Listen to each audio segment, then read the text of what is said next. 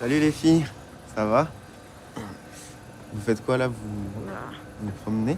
On discute. Yes. Enfin, on discutait avant que tu nous interrompes, quoi. Pour moi, participer à ce festival, c'est un honneur parce que d'être diffusé la même semaine que des films qui ont fait rire des générations et des générations, ça me fait super plaisir. Listen, I made a great reporter out of you, Hildy, but you won't be half as good on any other paper, and you know it. We're a team, that's what we are. You need me, and I need you, and the paper needs both of us. American. La screwball comedy, c'est un genre exclusivement américain qui naît dans les années 30, 1934, jusqu'en 42. Et c'est un mélange entre une comédie romantique et une comédie burlesque. C'est le seul genre d'ailleurs où les femmes ont le rôle des hommes et répondent aux hommes. Alors ça, c'est intéressant d'ailleurs comme genre. C'est un genre assez féministe.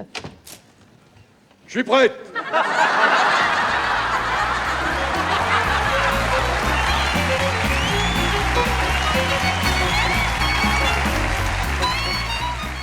Les gens qui aiment ce film l'adorent. On me récite des phrases entières et tout ça. Donc le film, tu as raison, est limite culte. Au théâtre, c'est sur ces silences qu'on juge un acteur. Bonsoir. Quand une salle entière, alors que vous n'avez rien fait de miraculeux non plus, hein. J'ai fait que des films, mais qu'une salle entière vous applaudit à tout rompre pendant si longtemps, c'est joyeux. Moi, je trouve toujours que c'est trop, mais bon, c'est bien. Je suis très heureuse qu'on parle de papa, qu'on parcourt sa carrière, qu'on se rappelle tous les rôles différents qu'il a pu jouer et sa passion du métier d'acteur. Donc je pense que dans l'expo, ça reflète bien cette passion et cet amour qu'il avait de son métier et de faire plaisir aux gens.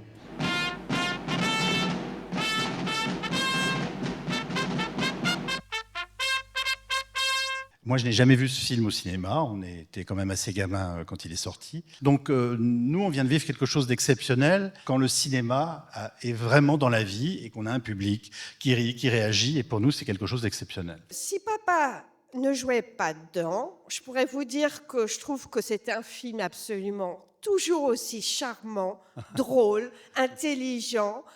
Et ça fait du bien. Et à partir d'aujourd'hui, c'est que des bonnes ondes. Il n'y a pas besoin. Et d'abord, la chose la plus importante. Tu vois qui comme médecin? Tu veux que je passe 2-3 coups de fil? C'est pas possible avec tes 2-3 coups de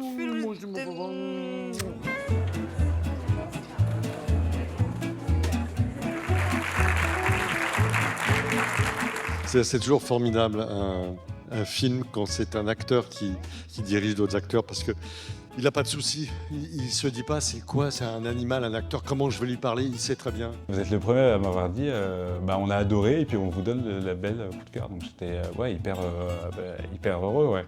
T'es très gentil, toi. Merci. Non, c'était pas un compliment.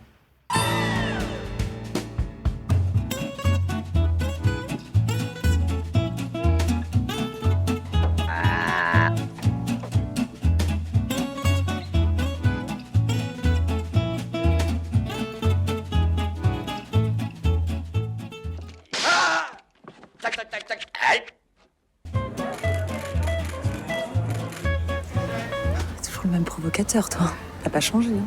Toi non plus. Le voyage en pyjama, c'est très drôle et très profond en même temps. C'est à la fois mélancolique, poétique, mais c'est aussi gai de temps en temps, drôle même. Et on reconnaît effectivement bien Pascal Thomas dans le voyage en pyjama, je pense. C'est le 22e film, je crois. D'ailleurs, 22 est mon chiffre. J'espère qu'il ne vous déplaira pas, comme doivent dire tous les metteurs en scène qui sont dans cette situation absurde, alignés avec leurs acteurs qui laissent parler le metteur en scène alors que c'est eux qui devraient parler. Et On veut bien parler, mais vous nous laissez jamais la parole, Pascal. Voilà. Je vais te la donner, la parole. En plus, tu m'as donné envie de revoir le film. Vous pouvez envoyer? Merci. C'est mon 3e film avec Pascal Thomas. J'espère faire tous les suivants. Avant, c'était Bernard Ménez, qui en a fait 7. Donc j'espère bien battre son record. Pour Pascal, longue vie. Merci. Salut. Hey! Hey! Papa, pourquoi on ne va jamais au ski, nous?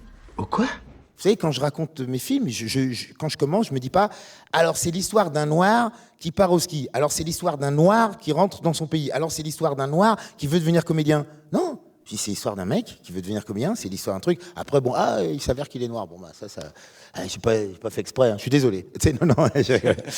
René ne m'avait pas dit que vous étiez... 5.